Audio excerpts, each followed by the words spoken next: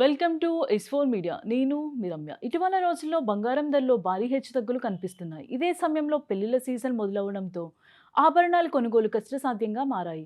ముఖ్యంగా మధ్యతరగతి ప్రజలకు బంగారం కొనడం భారం అయిపోతుంది.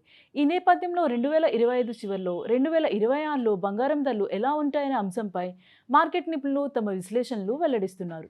ప్రస్తుతం బంగారం మార్కెట్లో పెట్టుబడి తరహా కొనుగోళ్లు నగలు కొనుగోళ్లు కంటే ఎక్కువగా జరుగుతున్నాయని వ్యాపార వర్గాలు చెబుతున్నాయి.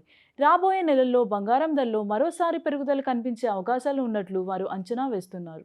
ఈ సంవత్సరం వేసవిలో బంగారం అమ్మకాలు బాగానే ఉన్న తరువాత కాలంలో 10 నుంచి 15% వరకు విక్రయాలు జరిగాయని నిపుణులు పేర్కొంటున్నారు.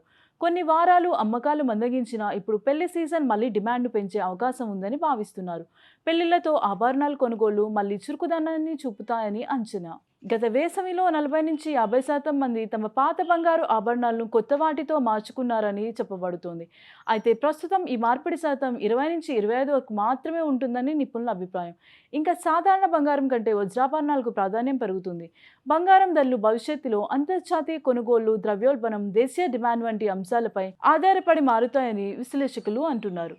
రాబోయే కొన్ని నెలలు కొనుగోలుదారులు మరియు పెట్టుబడిదారులకు కీలకమవుతాయని వారు సూచిస్తున్నారు. ఇలాంటి మరిన్ని అప్డేట్స్ కోసం ఎస్4 మీడియా ఛానల్ని సబ్స్క్రైబ్ చేయండి.